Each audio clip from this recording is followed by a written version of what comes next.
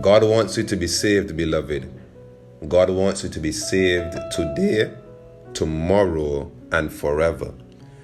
God wants you to understand what it takes to really know Him, and God wants to know you.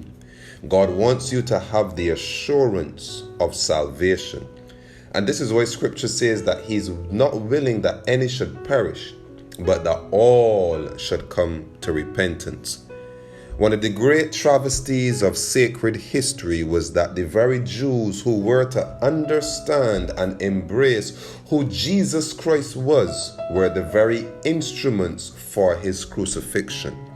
And we can crucify Christ afresh in our life on a daily basis as a result of living a pretentious Christian life, which is indulging in sin and expecting God to excuse our sins because we claim to be His children. But salvation doesn't work like that. God doesn't operate in that fashion, because God is not a liar and no lie is of the truth. God is light and God is truth and God is love. And so this transformation of character, that is the evidence of His presence in our lives, is God's standard of measuring our readiness for the society of heaven that He has prepared for us to live in. And so, beloved, God deals with transformation, and transformation of our character is His standard. In Matthew chapter 25, verse 1 to 13, we see this principle illustrated. And this is a very awesome parable. Then shall the kingdom of heaven be likened unto 10 virgins which took their lamps and went forth to meet the bridegroom. And so 10 virgins, these virgins are those who profess a pure faith. They are undefiled in their relationship with God. They are not practicing pagan Christianity. They have a pure faith. And now they took their lamps, and Scripture says, Thy word is a lamp unto my feet and a light unto my path. So there are Bible students who are looking for the soon appearing of Christ Jesus. And it says 5 were wise and 5 were foolish. So in the immediate telling of the parable, the differentiation is made. There were 5 wise and there were 5 foolish. Something will make us wise Christians and something will make us foolish Christians, even though we may have the appearance of purity, beloved. And so the level of preparation that we need to have is so deep where our relationship with Christ is concerned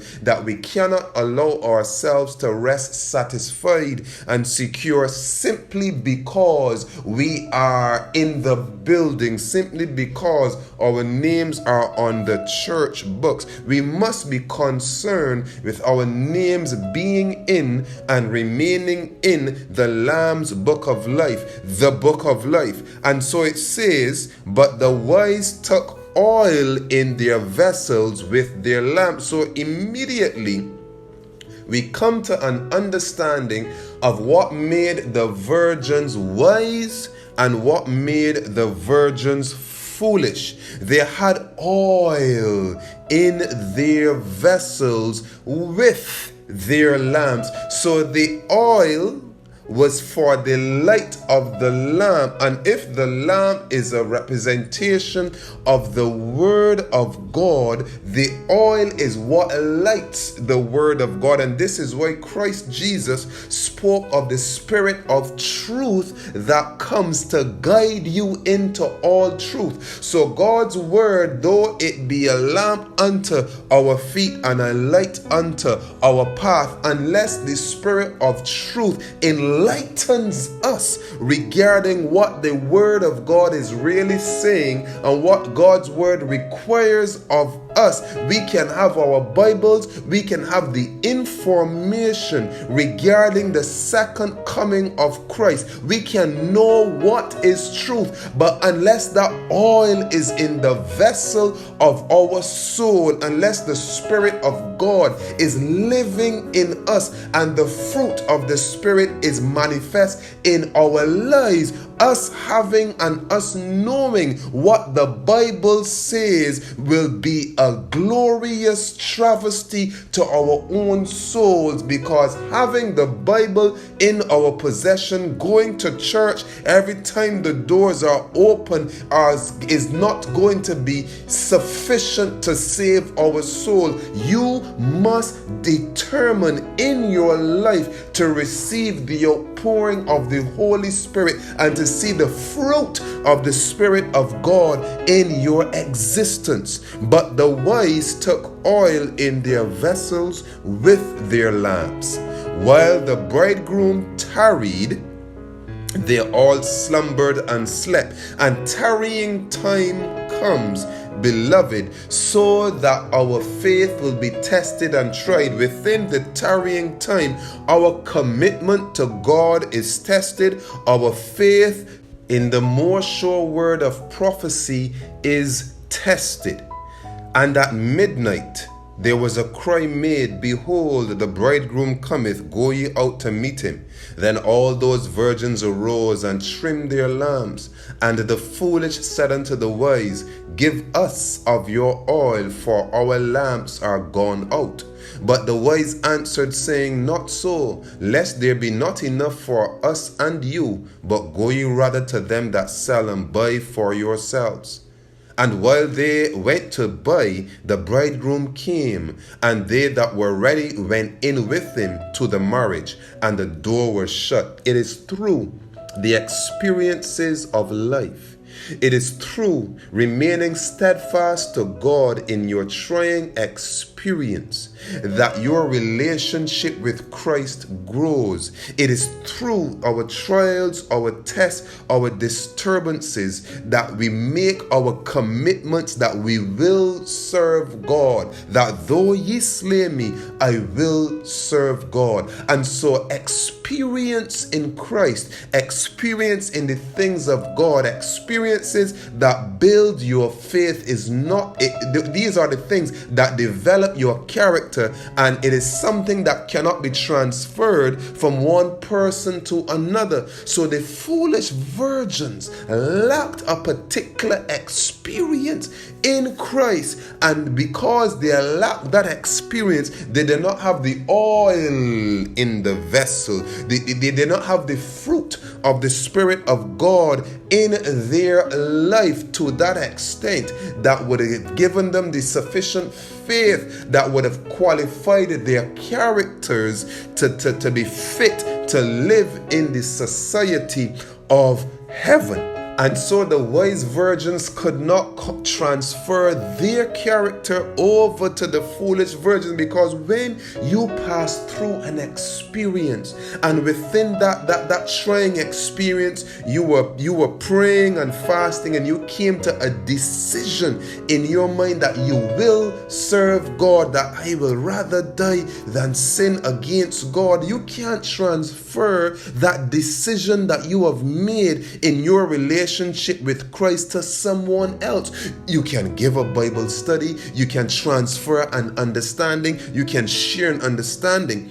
but you cannot transfer the character that you were privileged to develop in your personal trying, testing time to some person else. You cannot transfer the indwelling Christ, the gift of the Spirit of God, the blessing of the Spirit of God, the fruit of the Spirit of God that you were able to receive in your experience, beloved, because it is through experience that God knows us and that we know God. And so it is a travesty that in verse 11, afterward came also the other virgins, saying, Lord, Lord, open to us. But he answered and said, Verily I say unto you, I know you not.